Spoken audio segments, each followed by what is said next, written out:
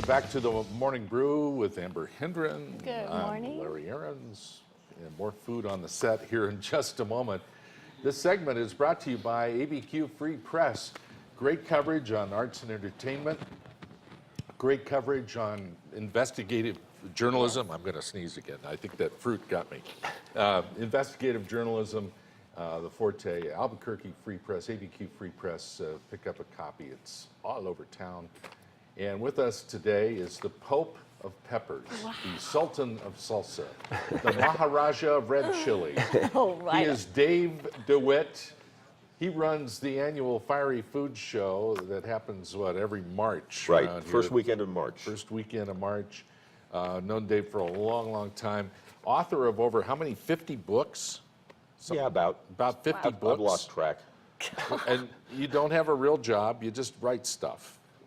Well, I'm a writer and a show producer. I guess those are what my you do. jobs. That But probably keeps you busy, though. There's a Fairly brand busy. new book out with Dave, and Amber has it. It's beautiful. This is like a coffee table book. It's called Precious Cargo, How Foods from the Americas Changed the World. Dave, good to see you. Good to see you, Welcome Larry. back to the show. Thanks always for enjoy coming being out. on your show. Thank you. We've Love been doing the it shirt, for 20 too. years or something like that. Yeah, something Wow. like that. Yeah, you and I go way back. That's a great shirt, by the way. Yeah, it was being sold at the Fiery Food Show, and I couldn't resist, and I now have 14 shirts like this. It's your new wardrobe. It's my costume, my uniform, maybe. And that's New Mexico formal Yes, wear that you're it in, is. too. It is. I got interested in the whole subject of how the foods from the Americas moved around the world when I was, of course, working on chili pepper books. Yeah. And I've done maybe 20 books on chili peppers and fiery foods and that sort of thing. And then I started realizing how many other foods had influence around the world, especially corn, which I call maize in this book, and tomatoes, potatoes, chocolate, pineapples. All these foods originated in North and South America and were discovered by the Europeans when they came, starting with Columbus, of course. And Columbus was the first person to bring back some of these foods to Spain, and they spread from Spain around the world and took over world cuisines, as a matter of fact. And that's what I explore in the book. For example, potatoes grew very well in Northern Europe. And so finally they had a food that produced more calories and more starch than any other food they could possibly grow. And that led to the rise of Nazi Germany and Communist Russia, because their populations could support a large population eating mostly potatoes. Now, there was a slight setback in Ireland with the potato famine, and that just goes to show you why you shouldn't grow what's called monocultural crops. In other words, clones of the same thing over and over and over. And so if something like that strikes, it will again in the U.S., a corn crop or something like that, it could be devastating. Like it was, of course, for the famine in Ireland. But for the most part, for example, chili peppers pretty much took over Hungary, and we know it as paprika, but that's just what they call it there. It is different paprikas. In the United States, it's any non-pungent red chili. Over there, it can be as hot as our red chili. And they have different grades of it, and that's the primary spice for that Central Europe. And then, of course, now chili peppers are taking over virtually every country in the world. Asia. Yes, completely taking over Asia. Think of Thai food, for example, Szechuan Chinese, and of course, India is the largest producer of dried chilies, and China is now the largest producer of fresh chilies and the largest producer of tomatoes. So, No kidding. the only thing that the United States is #1 in still is corn production or maize production. Yeah. And it's just amazing to see. For example, I brought this. I got this at Bombay Spice. It's a new Asian food market across from the fairgrounds on Central. Really good selection of foods. And I went and talked to the owner, and I said, well, I want American foods. The foods from the Americas that are incorporated into Indian foods. And this is a snack, and it's called, I don't even know how to pronounce it. It's a long name. Chuidi, something like that. I don't know.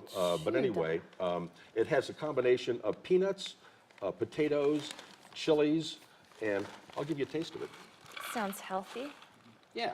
This is something you'd eat watching the ball game. Exactly. Look at this. Wow, that's yummy. In India, you'd be watching the cricket match. Yeah, you would be.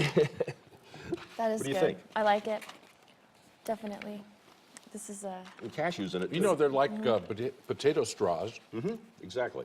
This is good. Yeah. I'd eat this. With some of that fruit that It we has had. green Yeah. chili. It has green chili in it, but I also brought some red chili crush, and this is the same brand, Narayan. That's a food brand from India, and I tell you, when I went to India, the food was just fantastic. Yeah, I've Of course, been it was to a culinary India, tour. too. It's amazing. It's just astounding, and so they have red chili just like we do, and if you see the pods, they look like our pods. Some are very, very hot. Yeah. And one of the things I discovered, you heard of the boot jolokia chili? The one No. was the hottest chili in the world Oh, for quite yeah. a while until the Right. scorpion took over and all that kind of stuff. What is it again, Dave? The boot? Boot jolokia. It means Jolokia. ghost pepper. Ghost pepper, yes. Ooh. And I discovered how it got to India because, of course, it's a new world crop. And it came from Trinidad, and the governor of Trinidad was a guy named Lord Harris. And he was a lord, I mean, wealthy Yeah. family and all that, but he had a job. He was appointed a governor of a possession, a colony, say, of Trinidad, where I've been to Trinidad too.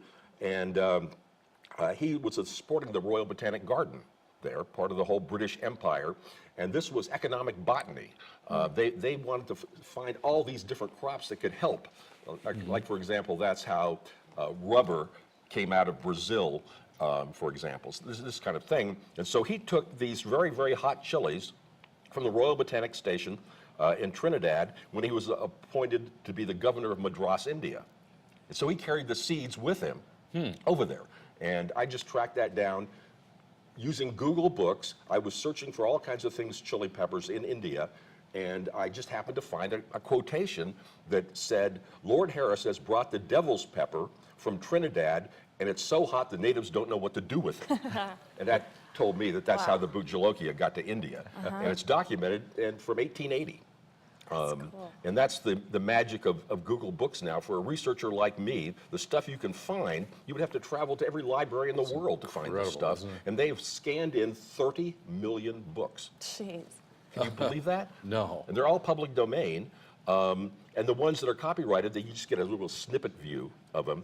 But some of them have the entire book. And this was the Economic Plants of India kind of book. And it was 1,000 pages long. And that was the condensed version. So I did that kind of research, and that book took me 4 years to research and write. And it took us 2 years to sell it.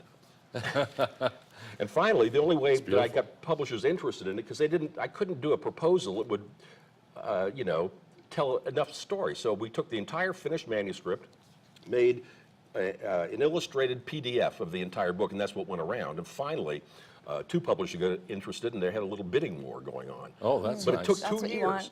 Usually, these amazing. books are pre-sold. In other words, I do a proposal, the publisher likes it, and Right. then I write the book. In this case, I wrote the book first. The photography on the cover is wonderful. It is. Yes. It is. Yeah. Hey, congrats. Now you've dipped into being a food historian too, Yeah. and that's. I've done terrific. three books on food history. I did one about, it's called Da Vinci's Kitchen. It was about how these new crops, like durum wheat, and then pasta came because you finally had a wheat that was hard enough to make a pasta. Right. And the bread kind of wheat doesn't do it. And the chili peppers and other things, how that influenced the crops of Italy. And then I wrote a book called The Founding Foodies, which was how Jefferson and Washington really changed the course of American history, food history, by what they were doing, the crops they were growing, and the foods that they were eating. And the rice was brought back from Italy by Thomas Jefferson. He smuggled rice out of Italy. Nice. kidding. And it was a capital offense in those days, but he got away with it. Now you're coming out with a new book this fall called Dishing Up New Mexico. Right. I have 2 books coming out in my 70th year. Unbelievable, dude.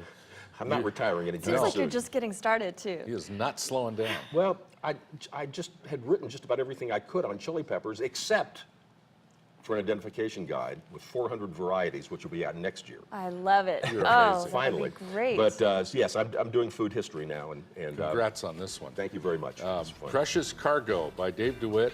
How Foods from the Americas Changed the World. Beautiful book. Look at that. When's your book signing? Oh, it's at Bookworks, 3 p.m. on Sunday. This coming up, and it's going to be a reading and a tasting of a lot more than just this. This is good stuff. Excellent. Not bad. Hey, thank you, Dave. Great to Sure. see you. Congrats on the new book. It's the Morning Brew for you here today. Food edition. We'll be back.